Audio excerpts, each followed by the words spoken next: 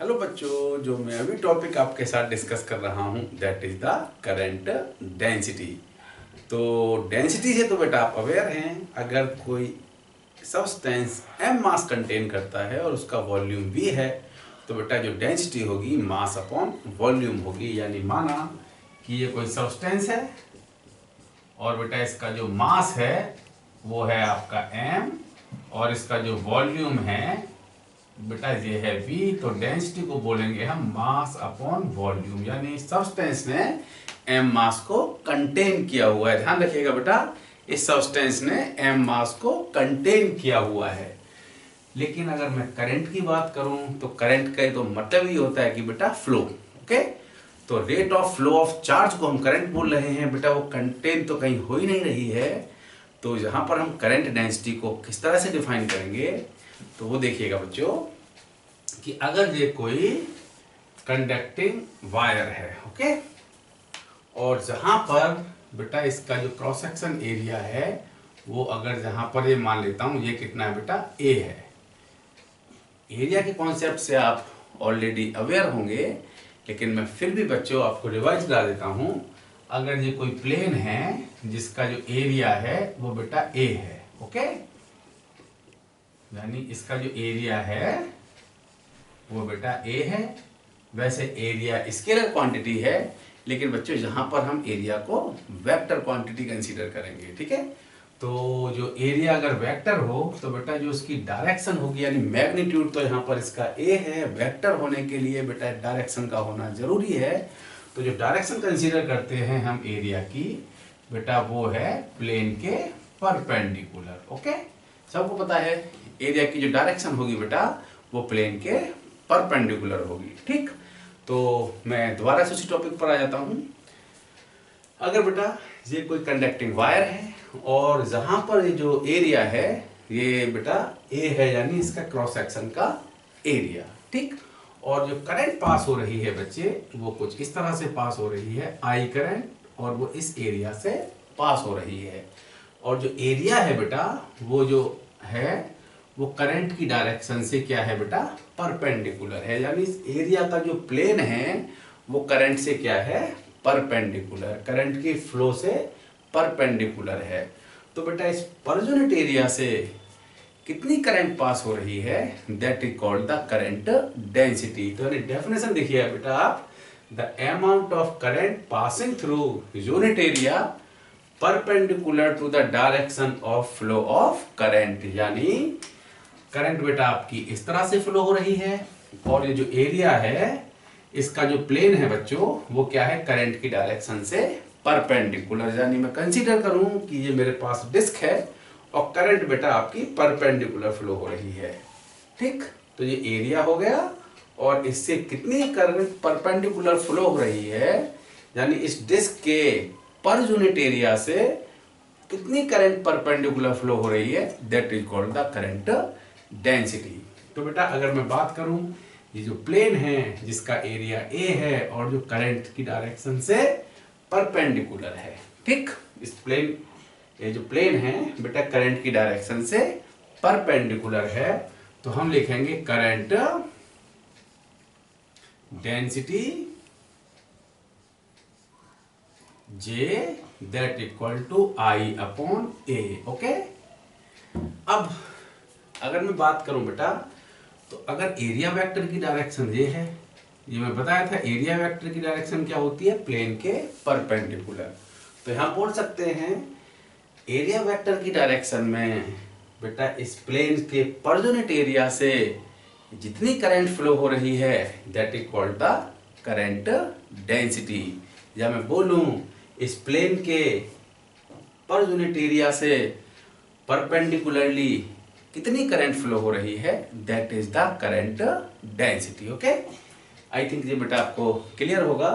और अगर मैं इस करंट डेंसिटी की एसआई यूनिट बात करूं तो एसआई यूनिट होगी बेटा ये होगी एम्पियर पर मीटर स्क्वायर, यानी जो हो जाएगी एम्पियर मीटर की पावर -2। क्लियर बच्चों। तो यहाँ पर एरिया वेक्टर की जो डायरेक्शन है वो करंट की डायरेक्शन में ही है, यानी direction of area vector in the direction of current, ठीक बच्चों। लेकिन एक केस डिस्कस कर लेते हैं आपके साथ में। अभी आप इसको नोट कीजिएगा। अब देखता हूं बेटा,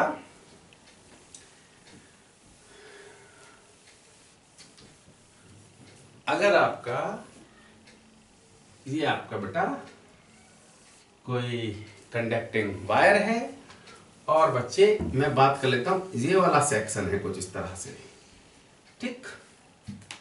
और इसका जो एरिया है बेटा वो एरिया है यहाँ पर ए, यानी ये जो एरिया है इसका एरिया है ए, और इसका जो एरिया वेक्टर की डायरेक्शन है बेटा वो कुछ इस तरह से है, ठीक। यहाँ पर क्या है, एरिया वेक्टर की डायरेक्शन, यानी एरिया वेक्टर जो होगा बेटा इसके प्लेन से परपेंडिकुलर होगा। और करंट जो फ्लो हो रही है वो बेटा इस तरह से फ्लो हो रही है, ये क्या है आपकी करंट। और मैं बात करूं अब बेटा एरिया वेक्टर और करंट के बीच का जो एंगल है वो है थीटा। यानी पहले जो मैंने डिस्कस किया था कि आपका कंडक्टिंग वायर ये है और बेटा ये एरिया है, और करंट जो फ्लो हो रही है इसके परपेंडिकुलर फ्लो हो रही है, यानी करंट और एरिया वेक्टर क्या था आपका, सेम था, ठीक है। और आई करंट फ्लो हो रही है, और जहां पर इसका जो प्लेन का जो एरिया है वो है बेटा ए, तो करंट डेंसिटी को मैंने लिखा था आई अपॉन ए, ठीक। तो current passing through the per unit area perpendicular to the direction of plane, okay. तो जहां तक हमें क्लियर था। लेकिन अगर सिचुएशन कुछ इस तरह से हो तो बेटा इस एरिया से हमें करंट डेंसिटी फाइंड आउट करनी है, यानी current density through this area, okay बच्चों।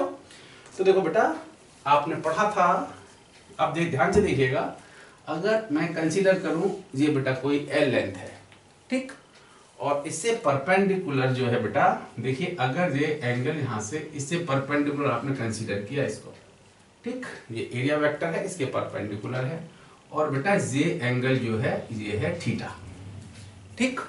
और अगर मैं बात करूं ये जो लेंथ है आपकी ये है एल, ठीक बेटा। अब देखते हैं, जहां पर देखेंगे बेटा ये जो एंगल होगा ये कितना एंगल होगा, ये वाला एंगल। अगर मैंने कंसीडर किया कि ये कोई लाइन है जिसकी लेंथ एल है, ठीक, और इससे परपेंडिकुलर बेटा ये लाइन है जो कि इस हॉरिजेंटल से थीटा एंगल बनाती है, ठीक है। तो बेटा मुझे ये वाला एंगल फाइंड आउट करना है, वर्टिकल से इस लाइन का जो एंगल है वो कितना एंगल होगा, ठीक बेटा। तो अगर ये एंगल थीटा है और अगर ये इसके लाइन परपेंडिकुलर है इस लाइन के, तो ये एंगल हो जाएगा बेटा 90 माइनस थीटा। और देखेंगे ये 90 माइनस थीटा है बेटा, ये होगा आपका 90, तो डेफिनेटली ये जो एंगल होगा वो थीटा होगा, ओके, ठीक। अब देख लीजिएगा अगर ये एंगल थीटा है तो ये वाला एंगल होगा थीटा। और अगर इस लाइन की जो लेंथ एल है तो बेटा ये जो लंबाई हो जाएगी आपकी, ये हो जाएगी आपकी एल कॉस थीटा, ओके। अब अगर ये लाइन ना होके ये बेटा कोई प्लेन होता, फॉर एग्जांपल ये लाइन ना होके ये होता कोई प्लेन, ठीक, और ये लंबाई है बेटा एल, और मैं इसकी विड्थ मान लेता हूं बेटा बी, इसकी चौड़ाई है, ठीक। और अगर देखें बेटा, अगर मैं बात करूं ये जो प्रोजेक्टेड एरिया होगा, ये क्लास में मैं आपके साथ डिस्कस कर चुका हूं, ये जो प्रोजेक्टेड एरिया होगा बेटा, अगर ये लेंथ एल है तो ये लेंथ हो जाएगी आपकी एल कॉस थीटा, और अगर बेटा ये लेंथ एल है और ये एंगल अगर आपका थीटा है यहां पर, ठीक है, तो ये लेंथ तो होगी आपकी एल कॉस थीटा, और ये जो एरिया है बेटा ये आपका अभी भी बी होगा। तो अगर ये वाला एरिया आपका ए है,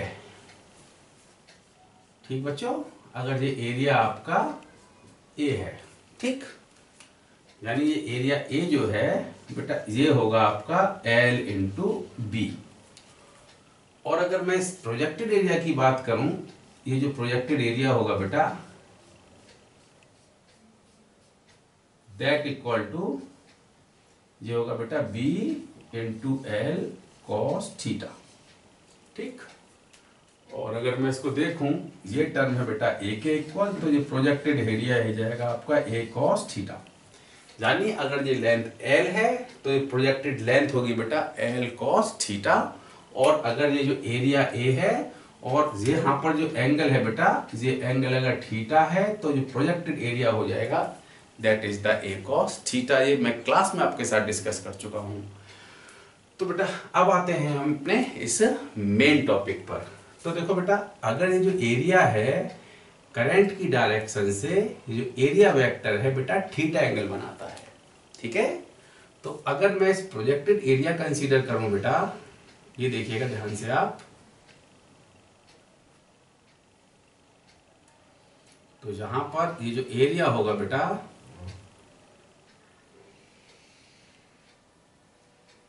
जहां पर ये एंगल भी थीटा होगा बेटा। अगर ये थीटा एंगल है तो जैसे मैंने यहां पर डिस्कस किया बेटा, ये वाला जो एंगल होगा, ये एंगल होगा आपका थीटा, क्लियर।